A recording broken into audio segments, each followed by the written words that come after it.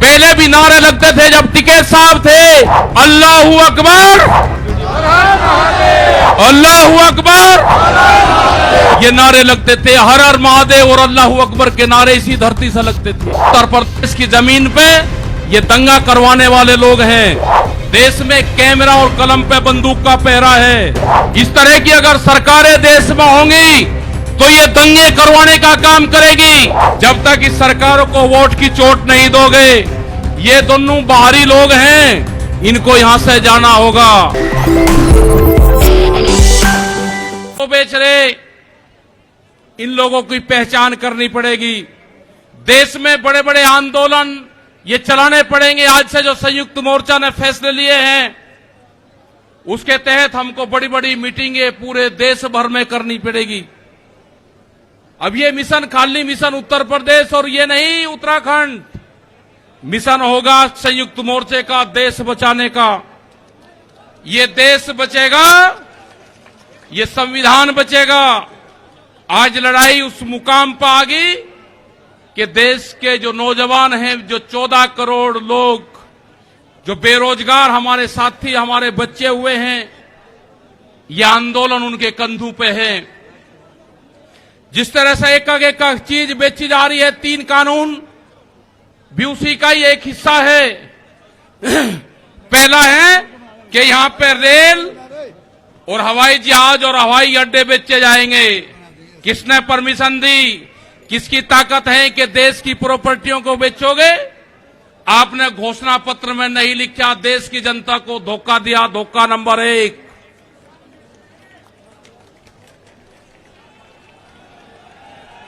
धोखा नंबर 2,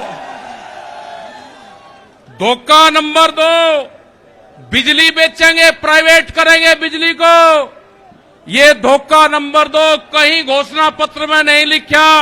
जब वोट मांगी, नहीं कहा कि बिजली भी बेचेंगे।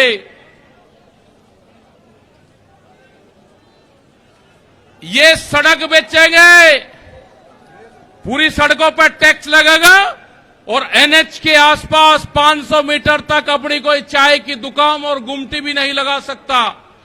अगर किसी ने चाय का खोखा रखा तो वह जमीन उसकी गांव समाज में निहित होगी। ये सड़कों को बेचने का काम करेंगे। ये देख लेना क्या क्या चीज बिक्री है। ये सेल फॉर इंडिया का बोर्ड देश में लग चुका है।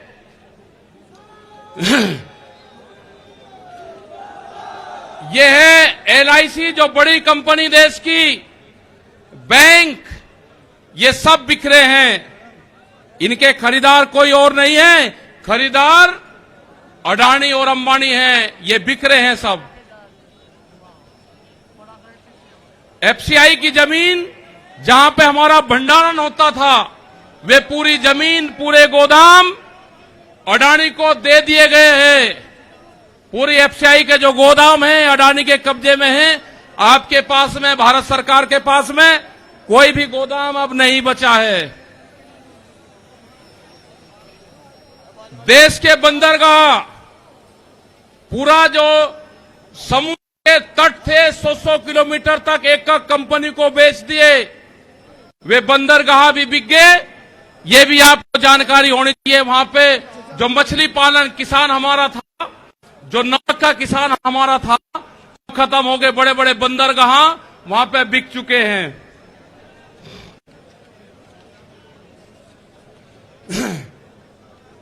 ये जल को बेच रहे हैं।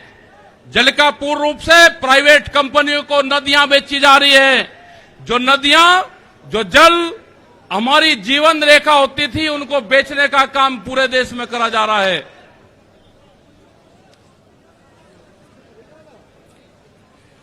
ये इंडिया ऑनलाइन सेल, मतलब कोई भी कीमत किसी भी चीज की लगा सकता है। भारत बिकाऊ है, ये भारत सरकार की पॉलिसी है। अब खतरे में कौन कौन है? ओएनजीसी, बीपीसीएल, इस्पात, शिक्षा, प्राइवेट जो चिकित्सा हो रही है, और देश के संविधान भी खतरे में है। जो बाबा भीमराव अंबेडकर का संविधान था, वो भीड़ में बता जा रहा है, हम उसको भी बता रहे हैं कि बाबा भीमराव अंबेडकर का संविधान भी खतरे में है, उसको भी बचाना है। और ये खेती किसानी जिससे ये आंदोलन शुरू हुआ, ये खेती और किसानी भी बिक्री के कगार पे है। हमारी समझ में जब आया, जब देश की खेती बिकने के कगार पाई, जब ही आंदोलन शुरू हुआ। उसके 3 कानून 9 महीने से किसान आंदोलन है वो करने को तैयार नहीं है। आज हालात ये है कि आपका 10 साल पुराना आगे के 10 साल पुराना ट्रैक्टर नहीं चलेगा, वो भी इसी में ही आता है। आपको बैंक में कर्जा आप दुगना ले लो, आपको बैंक दुगना कर्जा दे देगा। आपको बैंक कहेगा कि गोल्डन कार्ड बना दिया, आप कर्जा ले लो, फसलों के भाव नहीं आपको देंगे। हम जिस जमीन पर आए हैं, ये जमीन उत्तर प्रदेश की जमीन, और जहां पे मुजफ्फरनगर का जो क्षेत्र है, ये गन्ने की बेल्ट है पूरी। क्या इन लोगों ने ये नहीं कहा कि जब अगर हमारी सरकार आएगी तो हम 450 रुपए गन्ने का भाव देंगे? ये कोई भाव देने को तैयार नहीं है। यहां पे सरकारें पहले भी आई जिन्होंने 80 रुपया रेट बढ़ाया, दूसरे वाली सरकार आई 50 रुपए रेट बढ़ाया। क्या योगी सरकार उन दोनों से कमजोर है? 1 रुपया रेट नहीं बढ़ाया। हमारा 12,000 करोड़ रुपया से ज्यादा आज शुगर फैक्ट्री पे सरकार पे बकाया है। अगर हम मांगते हैं तो कहते हैं जी ये राजनीति कर रहे हैं। अगर ये मुद्दे उठाने राजनीति है तो ये मुद्दे यहां के लोग उठाते रहेंगे। हमें बहुत तरह के एलिगेशन लगाए गए। हम 9 महीने से वहां पे हैं। यहां पे मुजफ्फरनगर की जमीन पे हम पैर नहीं रखेंगे, हम गाड़ी से यहां से वापसी जाएंगे। जब ये आंदोलन फतेह होगा, इस किसान और देश के जवान की जीत होगी, जब ही हम यहां पाएंगे। अत्याचार बहुत है। यहां पे पुलिस फोर्स के लोग भी होंगे, यहां पे पुलिस फोर्स के लोग हैं, उनकी सैलरी 25 और 30 हजार रुपए है। ड्यूटी वे 24 घंटे देंगे। मास्टर जो प्राइमरी का टीचर है उससे आधी सैलरी उनकी होगी। वे आवाज नहीं उठा सकते, उनकी आवाज को दबाया जाता है। उनका जो क्वार्टर है वो 500-600 फीट में है। उनके क्वार्टर बड़े बड़े, उनकी सैलरी भी टीचर के बराबर उनकी सैलरी हो। वे ड्यूटी देते हैं 24 घंटे। जितने भी सरकारी कर्मचारी है उनकी पेंशन खत्म करोगे। एमपी एमएलए की पेंशन लोगे 2-2, 3-3। कर्मचारियों की पेंशन खत्म करोगे। आप देश में प्राइवेटाइजेशन करोगे तो रोजगार खत्म होंगे। हमारी समझ में एक बात नहीं आई, जो बड़ी बड़ी कंपनी 67,000 और 1 लाख करोड़ रुपया सरकार का लेकर भाग जाती है, उन्हीं को ही फिर बड़े बड़े संस्थाएं बेच रहे हैं। वो पैसा कहां जा रहा है? अगर पूरे हमारे संस्थाओं के रेलवे बिक्री है, रेल के 4.5 लाख कर्मचारी बेरोजगार होंगे। मैंने जो सफाई कर्मचारी है उनसे बातचीत करी, रेलवे के या किसी भी नगर पालिका के हो, 5 और 6 हजार रुपए में वे सफाई कर्मचारी वाल्मीकि समाज के लोग नौकरी करेंगे यहां पे। अगर ठेका पड़ता होगी तो रोजगार जाएंगे। अगर प्राइवेट कंपनी के हाथ में ये कंपनी आ जाएगी, जिस तरह से रेलवे गई, 4.5 लाख कर्मचारी बेरोजगार होंगे। जो रेहड़ी पटरी के लोग अपना रोजगार चलाते थे, वे 4.5 करोड़ लोग हैं, वे बेरोजगार होंगे। बड़ी बड़ी अमेज़न जैसी कंपनी आ रही है जो इस देश में व्यापार करेंगी, इस देश में मॉल खुलेंगे। वे हमारे मजदूर भाई कहां जाएंगे? ये उनकी भी लड़ाई है। ये लड़ाई जितनी भी संस्थाएं बिक रही है उसकी लड़ाई है। और आपने आगे की और हम बात बता देना चाहते हैं, ये लड़ाई शुरू हुई 3 काले कानून से। ये लड़ाई शुरू हुई एमएसपी पे गारंटी कानून से। हमने एक ही जिले का एक डाटा भारत सरकार को दिया, यहां उत्तर प्रदेश के अधिकारियों को दिया, यहां के मुख्यमंत्री को दिया। रामपुर जिले में जो मंसूरी धान की खरीद होती है वो बिहार में पैदा होता है, उसको बेच रहा है यहां पे। वो पंजाब जाता है, हरियाणा जाता है। बड़े व्यापारी का धान फसलें एमएसपी पे बिकती है, किसान की 10 से और 15% बिकती है। यह आपको समझना होगा। पूर्ण रूप से फसलों के दाम नहीं तो वोट नहीं, ये नारा लगाना पड़ेगा। फसलों के दाम नहीं तो वोट नहीं। जब तक इस सरकारों को वोट की चोट नहीं दोगे, ये दोनों बाहरी लोग हैं, इनको यहां से जाना होगा। अमित शाह, मोदी और योगी ये चुनाव जीत का है, ये उत्तराखंड से चुनाव जीत के प्रधानमंत्री बने, कोई ऐतराज नहीं।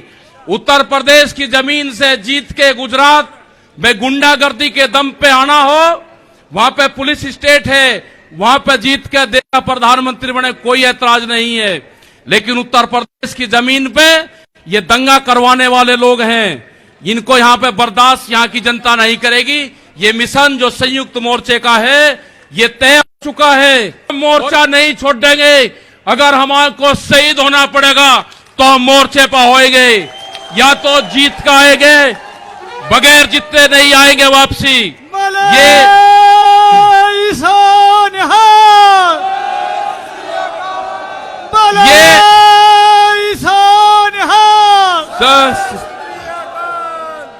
इस तरह की अगर सरकारें देश में होंगी तो ये दंगे करवाने का काम करेगी। पहले भी नारे लगते थे जब टिकैत साहब थे, अल्लाहू अकबर, अल्लाहू अकबर, ये नारे लगते थे। हर हर महादेव और अल्लाहू अकबर के नारे इसी धरती से लगते थे। ये नारे हमेशा लगते रहेंगे, ये नारे हमेशा लगते रहेंगे। दंगा यहां पे नहीं होगा। ये तोड़ने का काम करेंगे, हम जोड़ने का काम करेंगे। किसी गलत फहमी में मत रहना। ये देश हमारा है, ये प्रदेश हमारा है, ये जिले हमारे हैं।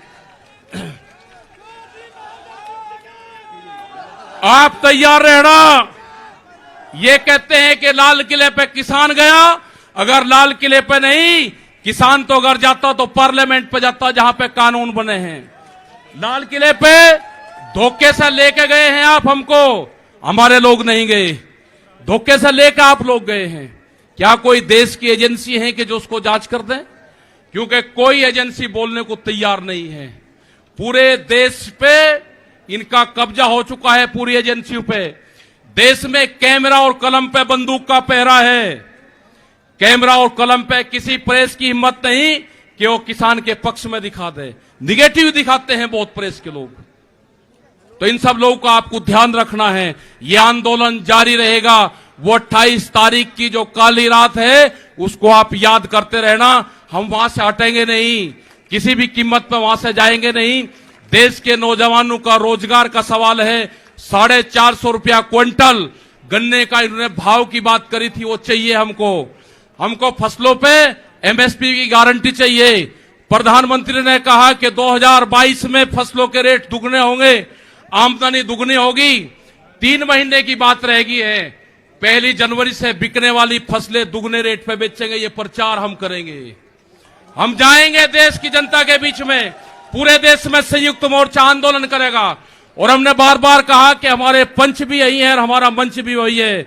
आपने बात सुनी, ये 20 लाख से ज्यादा लोग मुजफ्फरनगर की जमीन पाए। इन सब का बहुत बहुत धन्यवाद। सभी वॉलंटियरों का धन्यवाद। अभी हमारे कुछ लीडर रह रहे हैं, आप उनकी बात सुनोगे। धन्यवाद। जय हिंद, जय भारत। वाहे गुरु जी का खालसा, वाहे गुरु जी की फतेह।